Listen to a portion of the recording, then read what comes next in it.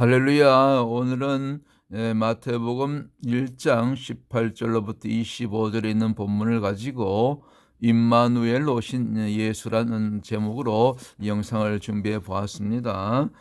마태복음 1장 18절에 보면은 이제 예수 그리스도의 나심은 이러하니라, 그 모친 마리아가 요셉과 정혼하고 동거하기 전에 성령으로 잉태된 것이 나타났더니, 아멘. 마리아가 이제 천사의 계시를 미리 받고 성령으로 잉태될 것을 그렇게 알게 되지요. 그리고 아멘으로 받아들이죠. 그 사실을.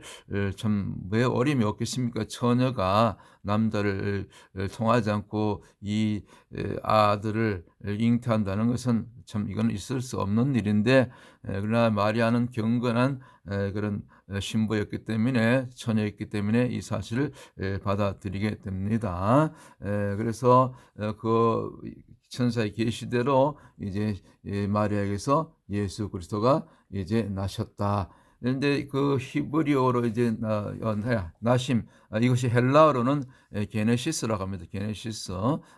그 히브리어가 아니고 헬라어. 이제 구약에 보면 창세기를 갖다가 제네시스라 그러죠. 기원이죠. 기원, 오리진. 고대 사본에서는 이걸 갖다가 세계라고도 그렇게 번역했습니다. 세계가 우주 만물이 그 기원이 그 시작되었다는 거죠. 구약에서는 창세기고, 예수 그리스도가 나신 것은 어떤 기원입니까? 역사의 분기점, 곧 오실이라고 약속되었던 둘째 아담이죠. 첫째 아담은 범죄했죠. 선악과를 범했죠. 그래서 살리는 영으로, 죽은 아담을 살리는 영으로 오신 그분이 둘째 아담으로 오신 예수 그리스도, 그렇게 볼 수 있고, 그리고 실제적으로 예수 그리스도가 나신 것을 통해서 믿지 않는 전 세계인들도 이것이 역사의 하나의 분기점으로 BC와 AD를 가르는 그런 기준이 되죠. Before Christ and Anno Domini라고, 이 Anno Domini가 이제 AD죠, 서기인데 정확하게는 주님의 해입니다. 주님이 나신 해죠. 그때부터 서기로 우리가 지금도 쓰고 있죠. 뭐 사실은 BC 4년에 경에 예수님이 나셨죠. 그러니까 지금 태양력 연도가 한 4년 정도 늦죠. 그것도 우리가 이제 잘 알고 있는 사실이고요. 어쨌거나 이 예수 그리스도가 나신 사건은 참 역사의 놀란, 정말 기원전과 기원후를 가르는 놀란 사건이다. 그렇게 우리가 볼 수가 있고요. 그 다음에 이제 그러면 이제 예수란 이름이 어떤 의미가 있는가 우리가 잘 아는 내용이지만은, 이제 마태복음 1장 21절이죠. 그 아들 낳으리니 이름을 예수라 하라. 이는 그가 자기 백성을 그들의 죄에서 구원할 자이심이라 하니라. 아멘. 그래서 이 예수란 이름은 사실은 그 마리아의 정혼한 남편인 요셉이 정하지 않았습니다. 원래는 보통 아버지가 이름을 짓죠, 자식을 낳으면. 그런데 요셉을 통하지 않고 직접 성령으로 나시고 하나님의 계시에 의해서 이미 이름까지도 하나님께서 예수라는 이름을 주셨지요. 요셉에게 나중에 현몽했지요. 그래서 이 예수는 이제 구약으로 히브리어 이게 번역하면 예슈아죠. 예슈아 혹은 여호수아. 그 예슈아, 지금도 여호수아 이름 많이 쓰죠, 유대인들은. 여호와는 구원이다, 여호와께서 구원하신다, 여호와는 구원이다, 뭐 정확하게 그런 의미가 있습니다. 죄에서 구원할 자죠. 마태복음 1장 21절에 있는 말씀처럼.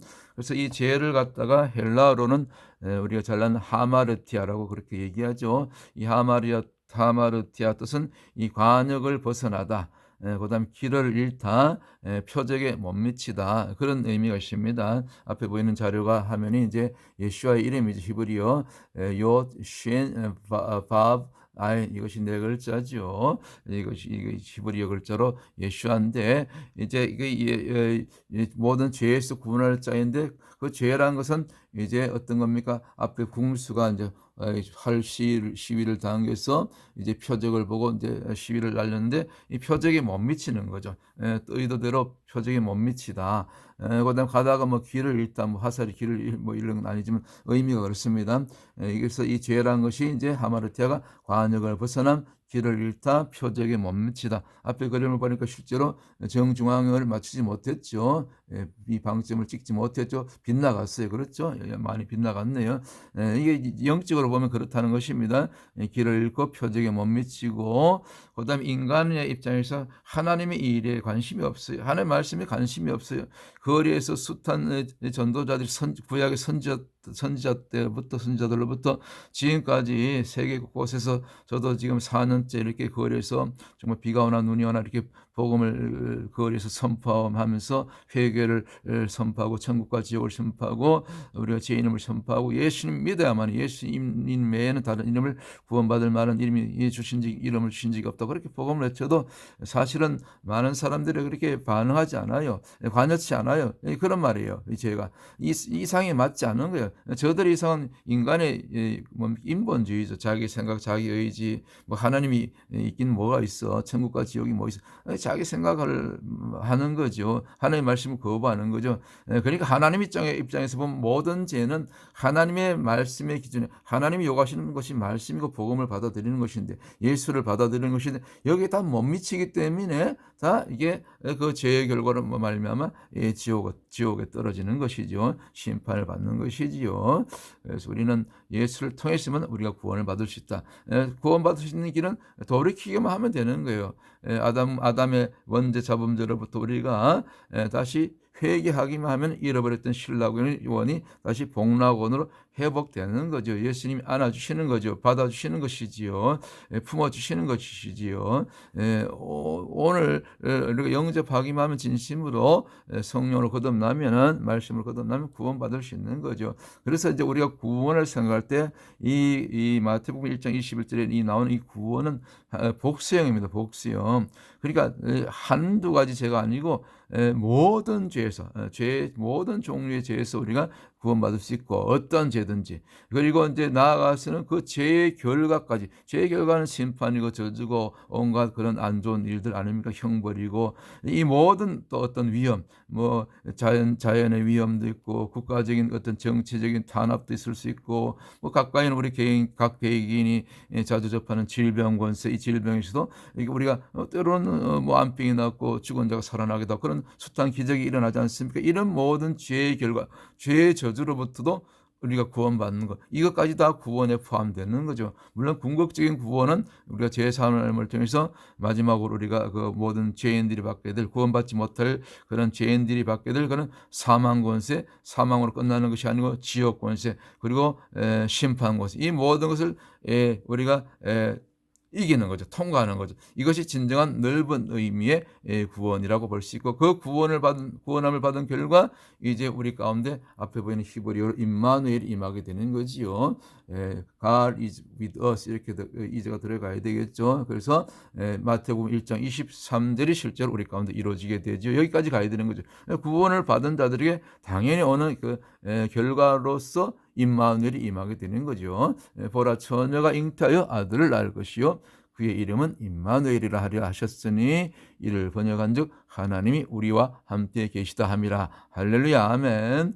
우리 각자 속에 성령이 임할 때 진정한 임마누엘, 저와 여러분들이 성전 되는 것, 걸어다니는 성전, 움직이는 성전, 교회 건물이 아니고 어떤 시스템이 아니고 어떤 형식이 아니고 저와 여러분 한 사람 한 사람이 거듭난 심령 안에 거하는 그 주님이, 성령으로 오신 그 주님이 이것이 성전이 되고 임마누엘이 되고, 항상 주님과 동행하며 주님께서 지키시고 보호하시고 인도하시고 천국까지 저와 여러분을 인도하시는 거죠. 이것이 진정한 임마누엘의 의미고, 그리고 마지막 하나 더 추가한다면, 참 요셉이란 이 인물은 참 훌륭한, 정말 그 성경인대로 저는 의로운 자이기 때문에 100%그 천사의 계시를 통해서 정말 인간적으로 이해할 수 없지만은 마리아를 끝까지 그 이혼 증서를 써서 내보내지 않고 조용히 그렇게 결국은 내보내려고